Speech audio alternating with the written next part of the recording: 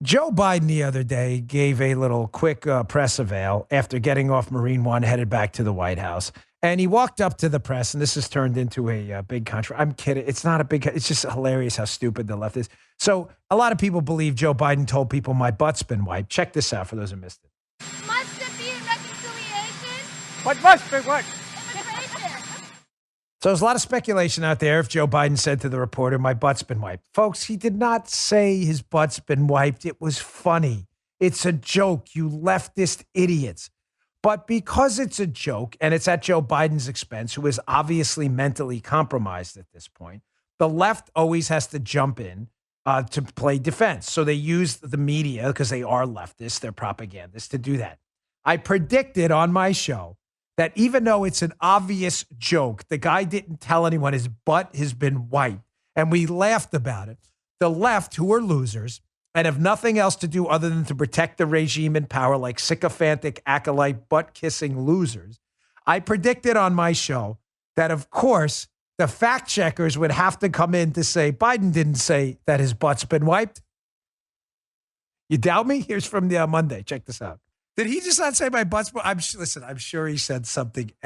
It's funny. I know you got lead stories at fact checkers. What's her name? Dana Ford, clawing, foaming at the mouth. She's got her pink hat on, screaming at the sky. Fact check, false. Joe Biden didn't say his butt's been wiped. We get it. It's a joke, you losers. That was on Monday. Did I not call it? The verdict is in. Dan Bongino called it. Here we go. Here's CNN fact checker Dan Dale, one of the legendary zeros on Twitter. Dan Dale, since this is going viral in MAGA circles, no, Biden didn't talk about his butt. A reporter shouted over the copter noise. Must it be in reconciliation? Biden shouted, what must be what? Ironically, one of the possible answers we even discussed. It's a joke. You complete zero. It wasn't just Dan Dale from CNN, no. AP had to get in on this too. Post attribute false quotes to Biden. During reporter, these are real. Not just AP and CNN. It's Snopes too. Did Biden say my butt's been wiped? It's a joke. You idiots. Are you this Dan Evan from Snopes? You actually. My butt's been. These people are so predictable. These fact checkers are so. It is so.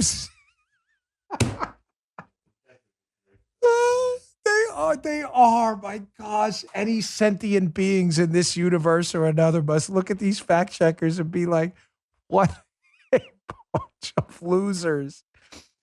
It doesn't end there. Matt Palumbo, who has an amazing book coming out on George Soros, which I'm going to be talking about soon. I'm going to blow your mind. He is my resident actual fact checker at Bongino.com, where we don't check whose butt's been wiped.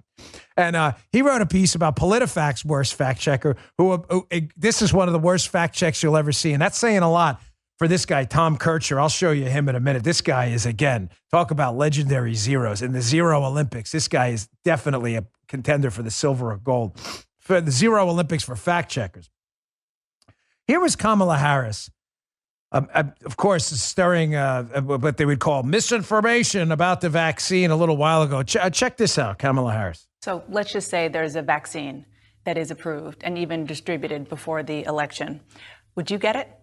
Well, I think that's going to be an issue for all of us. If and when the vaccine comes. And it's not likely to go through all the tests that needs to be and the trials that are needed to be done. When we finally do, God willing, get a vaccine, who's going to take the shot? Who's going to take the shot? You can be the first one to say, sign me up. They now say it's okay. And the question of whether it's real when it's there, that requires enormous transparency. You got to make all of it available to other experts across the nation so they can look and see. So there's consensus, this is a safe vaccine. If the president announced tomorrow we have a vaccine, would you take it? Only if it was completely transparent that other experts in the country could look at it. Only if we knew all of what went into it.